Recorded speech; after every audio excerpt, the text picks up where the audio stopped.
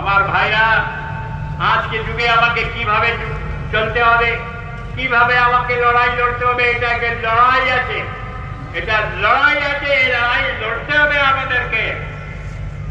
ভোটের থেকে লড়াই লড়তে হবে। একটা ভোট যদি আবার নষ্ট না হয়, আপনারা লক্ষ্য রাখুন ভোটার লিস্টে আপনার নাম আছে কিনা, আপনার নামে স্পেলিং ঠিক আছে কিনা, এটা আপনাকে দেখতে হবে, লক্ষ্য রাখতে হবে।